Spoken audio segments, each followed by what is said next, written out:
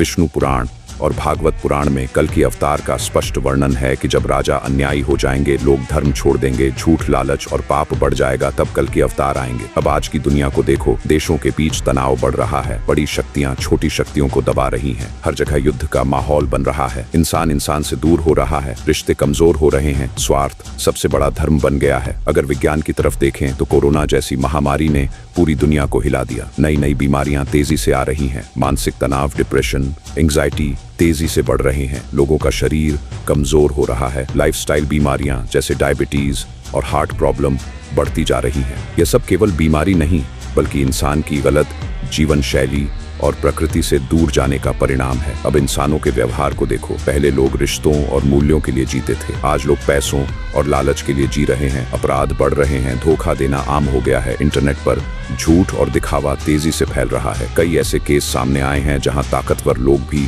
बेहद गलत काम करते पाए गए। ये सब वही है जिसे शास्त्रों में अधर्म कहा गया है। अब अगर कलयुग के लक्षणों को देखें तो शास्त्र बताते हैं कि धर्म कम होगा, झूठ बढ़ेगा, लोग केवल अपने स्वार्थ के लिए जिएंगे, धन ही सबसे बड़ा मान लिया जाएगा। और आज हम यही सब अपनी आंखों से देख रहे हैं। इसका मतलब यह है कि हम कलयुग के गहरे प्रभाव में हैं। लेकिन अब सबसे बड़ा सवाल, क्या कल की अवतार आने वाले हैं? शास्त्रों के अनुसार कलयुग की अवधि लगभग 4,32,000 वर्ष बताई गई है और अभी हम केवल लगभग 5,000 वर्ष ही गुजारे हैं। इसका सीधा मतलब ये है कि अभी कलयुग समाप्त होने में बहुत समय बाकी है। लेकिन इसका यह मतलब नहीं कि बदलाव नहीं आएगा। जब जब अधर्म बढ़ता है, तब तब प्रकृति कोई न कोई संतुलन जरूर बनाती है। यह संतुलन किसी अवतार के रूप में भी आ सकता है या समाज के जागरण के रूप में भी आ सकता है। इसलिए यह समझना जरूरी है कि दुनिया का अंत नहीं हो रहा, बल्कि दुनिया बदल रही है। यह बदलाव खतरनाक भी हो सकता है और सकारात्मक भी। यह इस बात पर निर्भर करता है कि इंसान किस दिशा में जा रहा है। असली सवाल यह नहीं है कि कल की अवतार कब आएंगे। असली सवाल यह है कि जब समय बदलेगा,